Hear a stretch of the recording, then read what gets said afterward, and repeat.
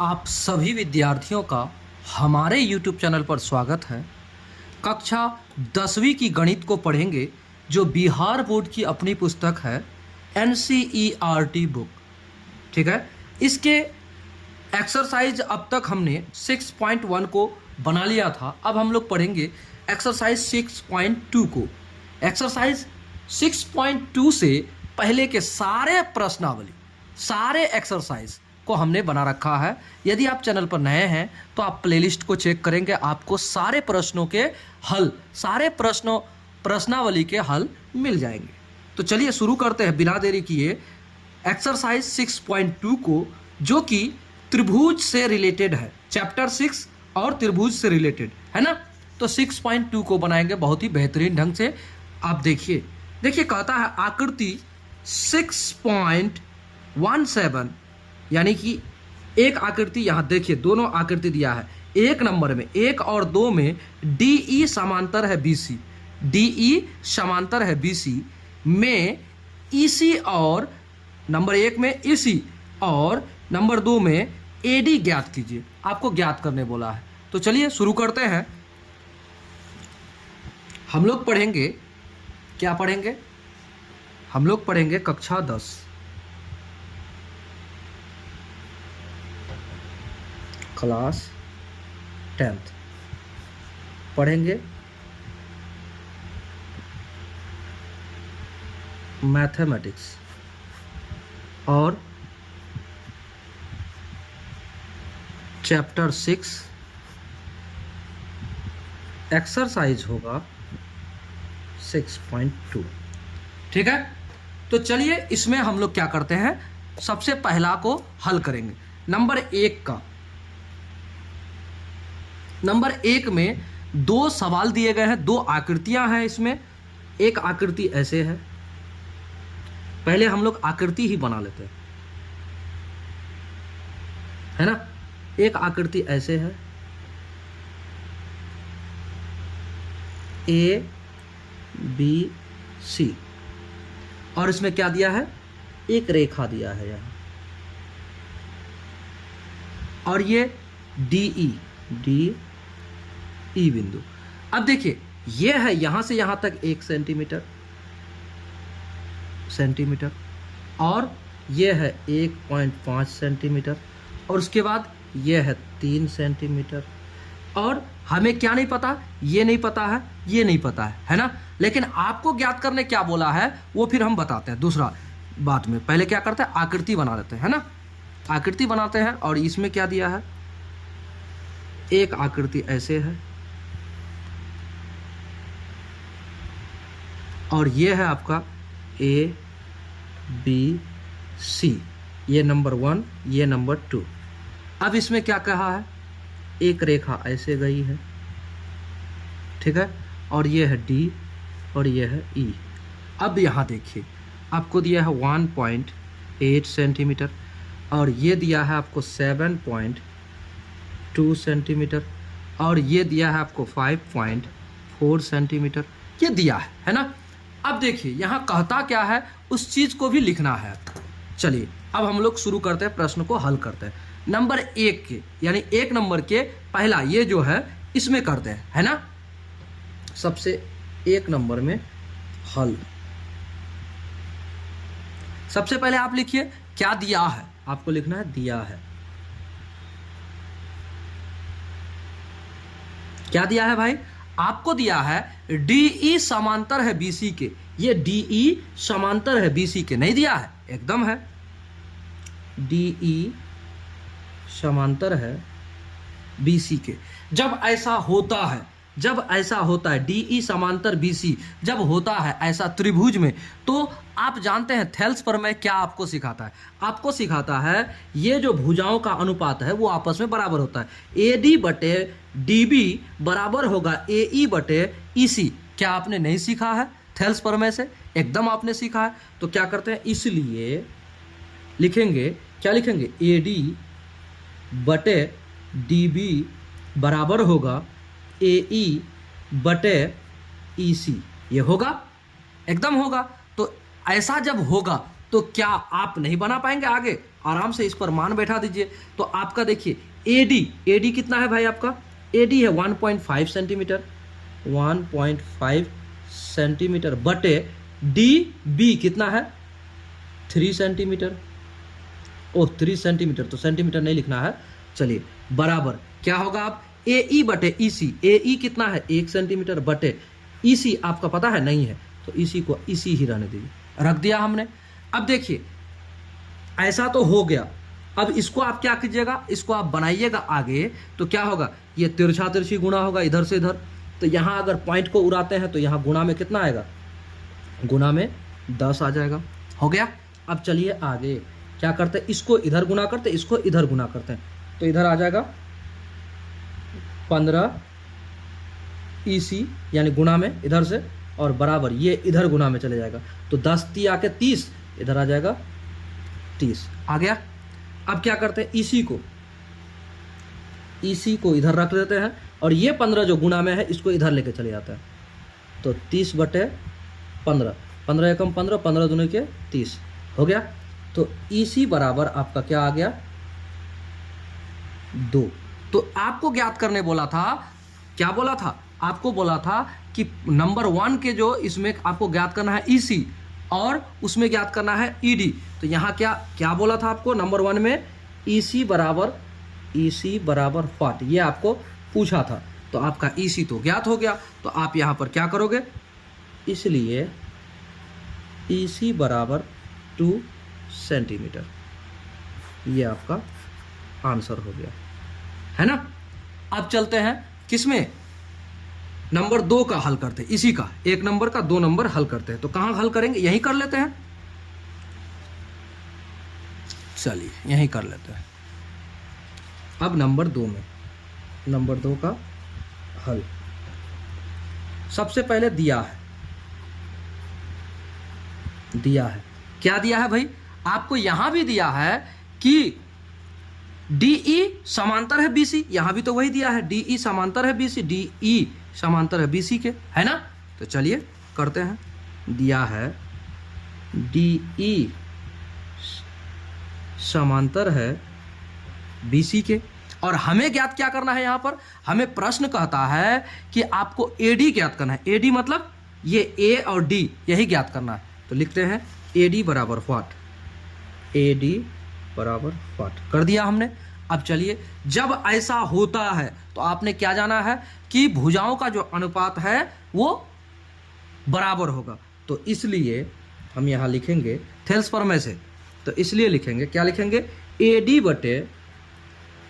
बटे क्या होगा DB बराबर होगा AE बटे EC, होगा ना।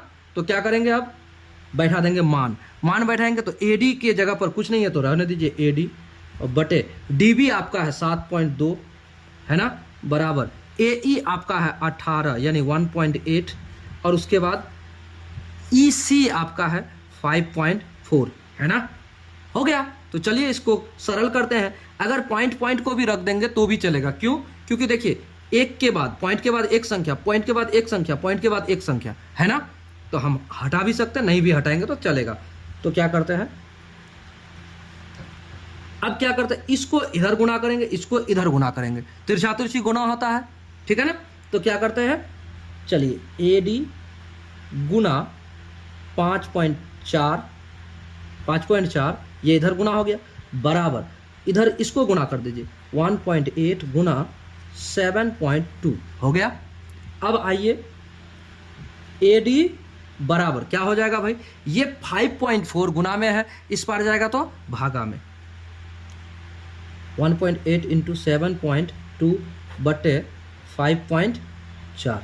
अब देखिए 18 के 18 तिया 54, 18 के 18 तिया 54, है ना। कैसे, ये पॉइंट को अगर आप उड़ाते हैं तो भी चलेगा, नहीं तो यहाँ पॉइंट आ जाएगा, एक के बाद आ जाएगा, आप कर सकते हो। अब देखिए कर भी सकते हो।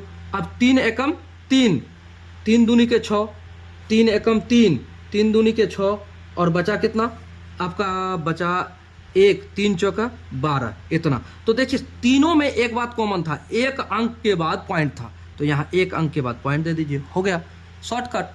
हमको दशमलव से हटाना भी नहीं पड़ा, तो AD बराबर 2.4 क्या आ गया, AD बराबर 2.4, इसलिए AD बराबर 2.4 आ गया, ये सेंटीमीटर, ये आपका आंसर हो गया। तो प्रश्न संख्या कितना हल कर लिया हमने, प्रश्न संख्या 1 का दोनों सवाल को हमने बेहतरीन ढंग से हल कर लिया। तो चलिए अब अगला प्रश्न को भी हल करते हैं। अब चलिए प्रश्न संख्या 2 को हल करते हैं। देखिए 2 क्या करता है, किसी त्रिभुज PQR की भुजाओं PQ और PR पर क्रमशः बिंदु EF स्थित है। निम्नलिखित में प्रत्येक स्थिति के लिए बताइए कि क्या EF समांतर है QR। देखिए ये क्वेश्चन आपको कहता है कि नहीं, आपको ये बताना है। क्या करना है कि नहीं, आपको ये बताना है कि EF समांतर है QR, है कि नहीं, ये बताना है। तो त्रिभुज क्या है, PQR, ये आपका त्रिभुज है। तो सबसे पहले हम लोग क्या करते हैं, प्रश्न के अनुसार क्या करेंगे, उसका डायग्राम बना लेते हैं, ठीक है ना। एक त्रिभुज है, चलिए हम लोग एक त्रिभुज बनाते हैं। क्या दिया है, PQR, आपको क्या दिया है, PQR, ये हो गया P, ये हो गया Q, ये हो गया R, हो गया। अब देखिए इसमें क्या है, आपको कहता है PQR में ये PQ और ये PR को क्या करता है, एक EF बिंदु है जो काटता है। चलिए भाई इसको ये काट दिया, क्या है, EF, ये काट दिया। अब इसमें एक सवाल कहता है ये और ये समांतर है कि नहीं, ये आपको बताना है, सिद्ध करना है ना। EF समांतर है कि नहीं, QR समांतर है कि नहीं, ये बताना है। 3 कंडीशन दिया है, तीनों कंडीशन में आपको बताना है ना।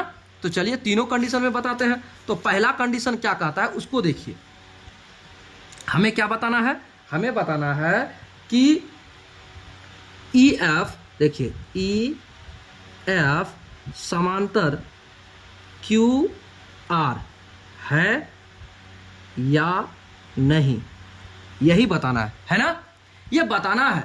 तो चलिए सबसे पहले आपको क्या दिया है, ये इतना बटे इतना कितना दिया है। सबसे पहले नंबर 1 में, नंबर 1 2 का नंबर 1 हल, आपको सबसे पहले लिखना चाहिए हल।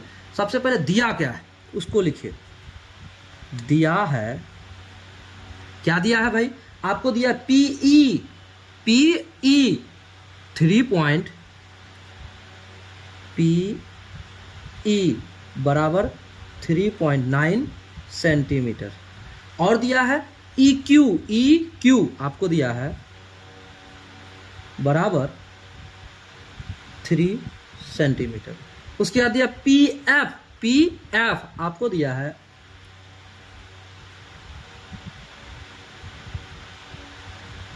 6 सेंटीमीटर। उसके बाद FR आपको दिया है कितना दिया है, 2.4 सेंटीमीटर, है ना, इतना दिया हुआ है। आपको पहले सिद्ध करना है।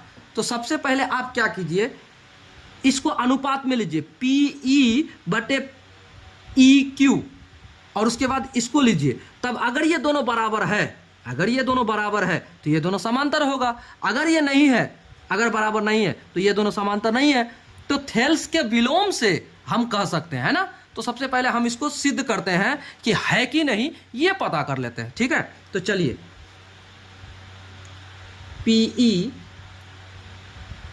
बटे EQ, PE बटे EQ बराबर क्या होगा, 3.9 बटे 3, है ना।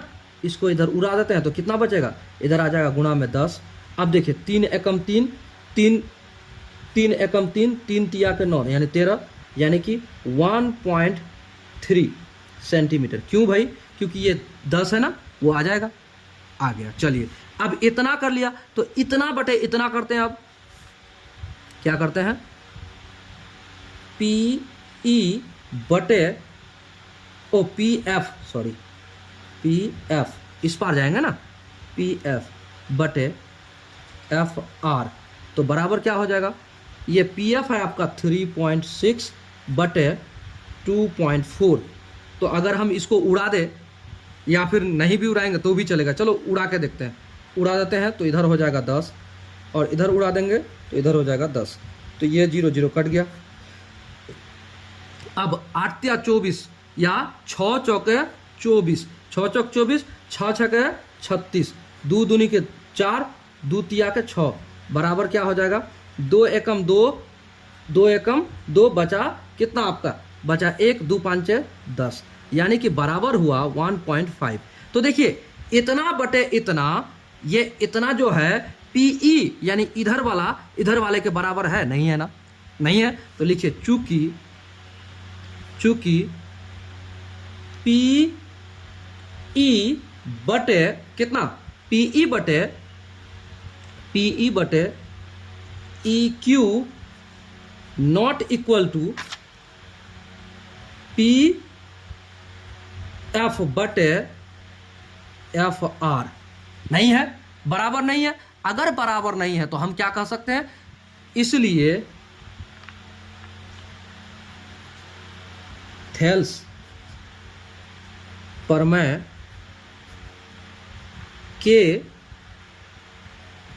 विलोम से हम कह सकते हैं कि, क्या कह सकते हैं हम कह सकते हैं कि ये ई एफ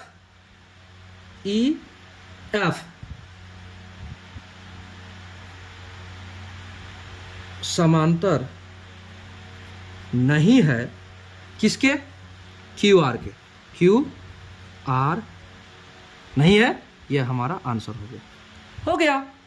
इतना हम करना था, हमको कर दिया हमने। देखिए जो कंडीशन आपको बताया गया था उस कंडीशन के हिसाब से हमने साबित कर दिया कि ये समांतर नहीं है। जो कंडीशन है, हम देखिए जो थेल्स पढ़े हम लोग, थेल्स और थेल्स के विलोम, उसी से रिलेटेड सारा चैप्टर है, ये आपका सारा प्रश्नावली है, ठीक है ना। तो चलिए आगे बढ़ते हैं, नंबर 2 का दूसरा सवाल, नंबर 2 का दूसरा सवाल में चलते हैं।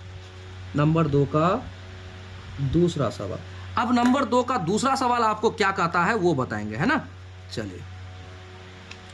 चलिए नंबर 2 का दूसरा सवाल में है, सबसे पहले लिखेंगे हल। आपको दिया है, जो दिया है वो लिखिए, दिया है, उसी त्रिभुज के बारे में ही बोला है। कहता है कि पीई आपको कितना दिया है, पीई दिया है 4 सेंटीमीटर, पीई बराबर 4 सेंटीमीटर, और उसके बाद क्यूई या फिर ई क्यू बराबर दिया है आपको 4.5 सेंटीमीटर। उसके बाद दिया है पी एफ आपको दिया है कितना, 8 सेंटीमीटर। फिर उसके बाद आर एफ आपको दिया है कितना, 9 सेंटीमीटर, है ना, ये आपको दिया हुआ है। अब देखिए हमने क्या कहा कि ये आपको दिया हुआ है, तो यहाँ पर एक बात, उसी तरह से हम एक त्रिभुज बना लेते हैं, बना लिया त्रिभुज। अब इसमें एक रेखा ऐसे ले लेते हैं, है ना, और ये कौन सा है, पी क्यू आर है ना, पी क्यू आर है ना। अब यहाँ पर क्या है भाई, आपका ई एफ, तो कहता है ये ई एफ इसके समांतर है कि नहीं, वो हमें सिद्ध करना है। कैसे, इतना बटे इतना करके हम देख लेते हैं पहले, जो कि हमने पहला सवाल में किया इसी का। तो चलिए पीई बटे क्यू ई बराबर क्या हो जाएगा, 4 बटे 4.5, है ना। इसको आप काटेंगे तो कैसा हो सकता है, इसको अगर ऐसा कर दें तो यहाँ हो जाएगा 10, तो बराबर हो जाएगा 40, बटे हो जाएगा 45, तो 5 8 40, 5 9 45 बराबर 8/9 आया मेरा यहाँ। अब चलिए अब क्या करते हैं, ये इधर से चलते, पी एफ बटे क्यू आर बराबर वही हो जाएगा, यानी पी एफ बटे कितना, आर एफ बराबर हो जाएगा, क्या होगा भाई, 8/9, 8/9। तो 8/9 बराबर हो गया है ना। 8/9 बराबर है, तो लिखते हैं चूंकि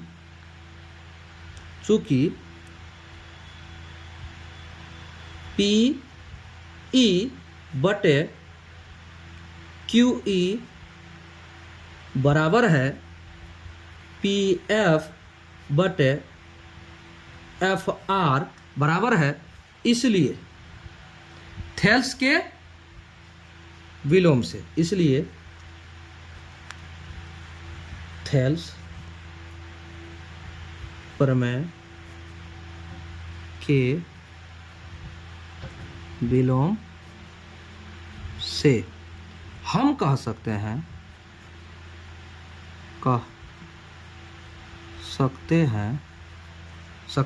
क्या कह सकते हैं भाई, ई एफ समांतर है क्यू आर। यही हमारा आंसर हो गया। तो देखिए ये बेहतरीन ढंग है और यही तरीके से आपको हल भी करना चाहिए प्रश्न को, ठीक है ना। तो चलिए अब हम लोग अगला प्रश्न को भी हल कर लेते हैं, जो इसी सवाल का अंतिम है। इसको समझिए जरा, इसको समझिए क्या कहता। क्यू ई पी क्यू आपको इतना सेंटीमीटर, पी आर इतना सेंटीमीटर और पी ई बराबर इतना सेंटीमीटर और पी एफ बराबर इतना सेंटीमीटर आपको दिया है। तो इसी हिसाब से हम लोग हल करेंगे। चलिए शुरू करते हैं। क्या करते हैं, शुरू करेंगे। तो चलिए सबसे पहले हम लोग क्या करते हैं, इसी से संबंधित हम पहले ग्राफ को बना लेते हैं। त्रिभुज को पहले बना लेते हैं, है ना। ये रफ है, आप ये नहीं कहिएगा कि फ्रेश क्यों नहीं हुआ, ठीक है। ये आपका पी क्यू आर, हम पहले त्रिभुज बनाते हैं, पी क्यू आर, है ना। अब क्या करते हैं, इसका जो बीच का ये जो रेखा है इसको हम खींच लेते हैं। क्या था, ई एफ, है ना। अब आपको क्या दिया हुआ है उसको लिखते हैं। सबसे पहले लिखते हैं हल। दिया है, क्या दिया है भाई आपको, आपको दिया पी क्यू बराबर 1.28 सेंटीमीटर और उसके बाद पी आर बराबर दिया है आपको 2.56 सेंटीमीटर। अब फिर दिया है पी ई बराबर 0.18 सेंटीमीटर। उसके बाद दिया पी एफ बराबर 0.36 सेंटीमीटर, ये आपको दिया है। सबसे पहले पी क्यू मतलब ये पी से लेकर क्यू तक आपको ये कितना दिया है, आपको दिया है 1.28 सेंटीमीटर, यानी कि यहाँ से लेकर आपको दिया है यहाँ तक, ये जो दूरी है आपका पी क्यू, ये आपको दिया है 1.28 सेंटीमीटर, है ना। अब देखिए पी आर, ये यहाँ से लेकर यहाँ तक, यहाँ से लेकर यहाँ तक आपको दिया है। क्या दिया है भाई, यहाँ से लेकर यहाँ तक दिया है 2.56 सेंटीमीटर आपको दिया है। और पीई कहाँ है भाई, पीई आपको दिया है ये वाला दूरी, ये आपको दिया है कितना 0.18, है ना। और पीएफ यहाँ तक दिया है आपको 0.36, ये आपको दिया हुआ है। चलिए अब आप समझिए कि इतना हमें दिया हुआ है, तो अब एक बात बताइए, ये इतना से लेकर इतना और इतना से लेकर इतना, ये टोटल है। तो टोटल में से इतना अगर घटा देंगे तो ये निकल जाएगा ना, क्या ई क्यू निकल जाएगा। ये टोटल में से यहाँ से लेकर यहाँ तक उतना में से इतना को अगर हम घटा देंगे, यानी पी एफ को घटा देंगे, तो क्या मेरा एफ आर निकलेगा कि नहीं, आराम से निकल जाएगा। जब निकल जाएगा तो हम आगे बढ़ जाएंगे, क्या दिक्कत है। तो दिया है जो हमने लिख दिया। अब लिख देते चूंकि क्या भाई, चूंकि पी क्यू माइनस ये बराबर इतना, चूंकि P Q minus P E बराबर होगा, क्या होगा, ई क्यू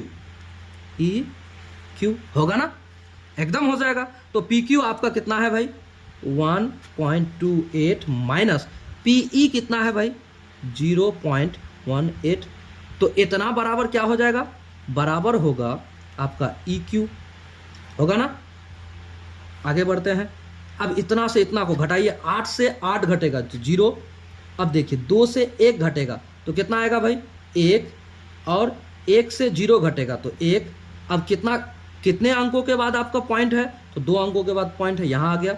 ये इतना बराबर ई क्यू है ना, तो इसको आप लिख सकते हो, इसलिए ई क्यू बराबर 1.10 सेंटीमीटर। ये आपका आ गया ना, इतना आपका आ गया। अब आप यहां फिर से एक बात कर सकते हो, क्या कर सकते हो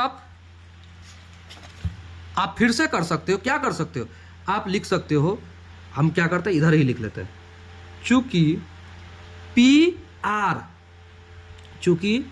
पी आर माइनस पी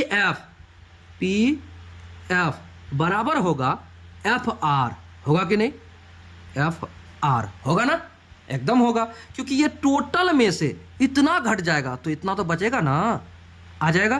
तो क्या हो जाएगा भाई, आपका होगा पी आर आपका है 2.56 माइनस आपका पी एफ 0.36 बराबर क्या हो जाएगा भाई, आपका एफ आर। हाँ, तो यहाँ से घटाइए, 6 से 6 घटेगा 0, 5 से 3 घटेगा तो 2, 2 से कुछ नहीं घटेगा तो 2, ये आ गया 2 अंकों के बाद, और ये बराबर हो गया एफ आर। इसलिए हम कह सकते हैं एफ आर बराबर 2.20 सेंटीमीटर, हो गया। अब जब इतना हमने कर दिया तो अब हमें फिर क्या सिद्ध करना है, हमें तीनों स्थिति में क्या सिद्ध करने बोला था, हमको कहा था ई एफ बराबर क्यू आर, ए समांतर है क्यू आर, है कि नहीं, ये हमें बताना है।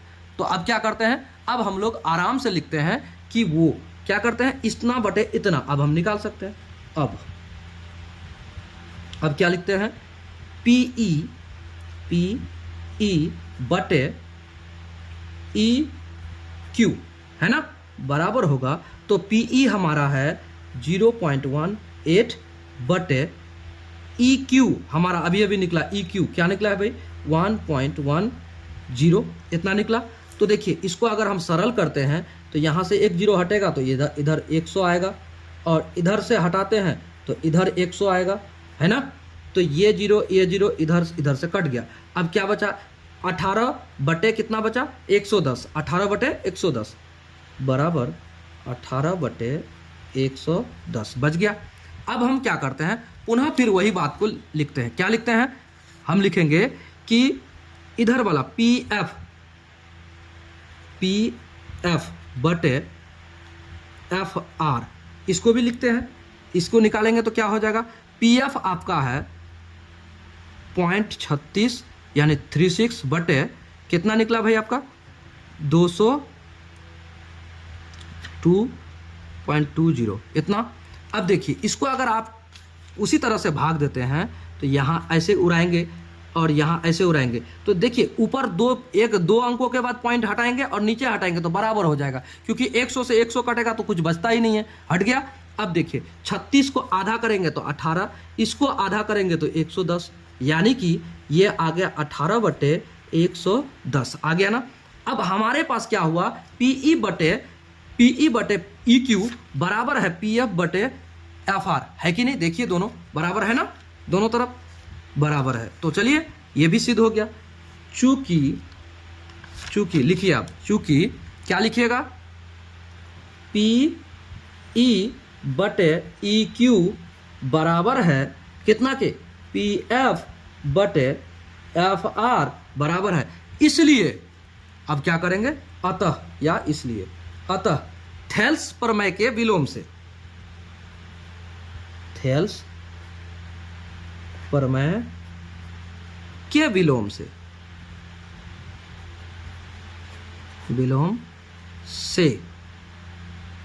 हम कह सकते हैं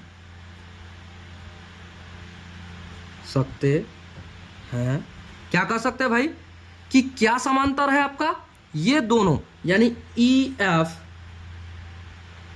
एफ समांतर है, क्या है भाई, क्यू आर।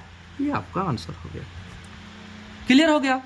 तो ये हमारा आराम से बन गया। प्रश्न संख्या 1 के सारे प्रश्नों को हल किया, 2 के सारे प्रश्नों को हल किया। चलिए अब अगले वीडियो में अगला सवाल के साथ आपसे मिलेंगे। अगर चैनल पर नए हैं तो चैनल को सब्सक्राइब कीजिए, वीडियो को लाइक कीजिए और दोस्तों को शेयर जरूर कीजिए। जय हिंद।